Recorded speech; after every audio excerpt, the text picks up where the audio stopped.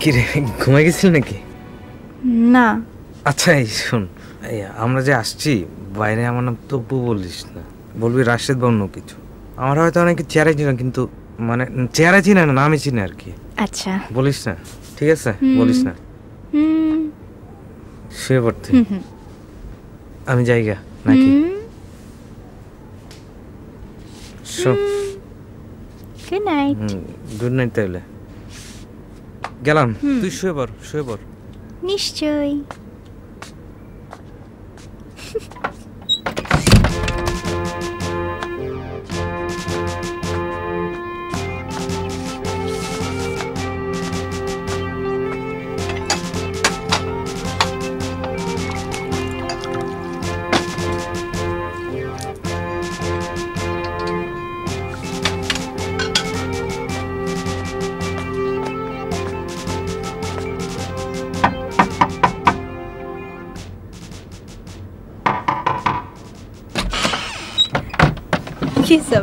Disturb করছি তো রে? না বল।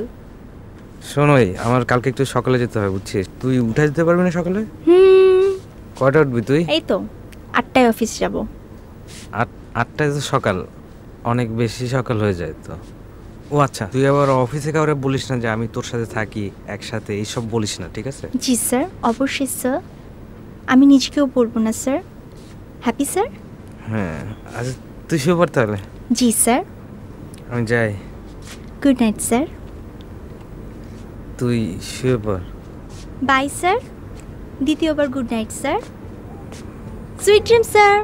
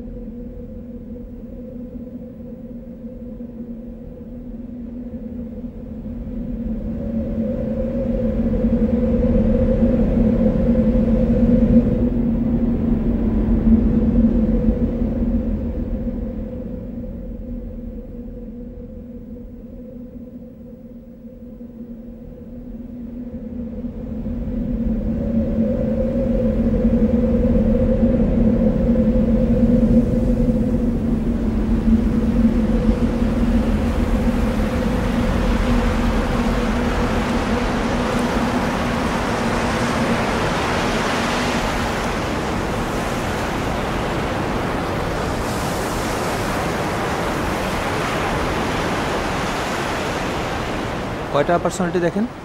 দুইটা, 13 বছরের আমি আর 6 বছরের আমি। আপনাকে বকাবকি বা শাসনজনক কোনজন করে? 13 বছরের জন। সেই করবে। আপনাকে আমি আগেও বলেছি, আপনার যে প্রবলেমটা সেটা কিন্তু কোনো অসুখ না, এটা হলো মাল্টিপল পার্সোনালিটি। আপনি কাজ করছেন, আপনার কাজের মাঝখানে কেউ একজন এসে হয়তো মনে করছে, যেমন আপনি রুবার কথা বলেন, 13 বছরের রুবা এসে আপনাকে বলছে যে তুমি এটা করো না।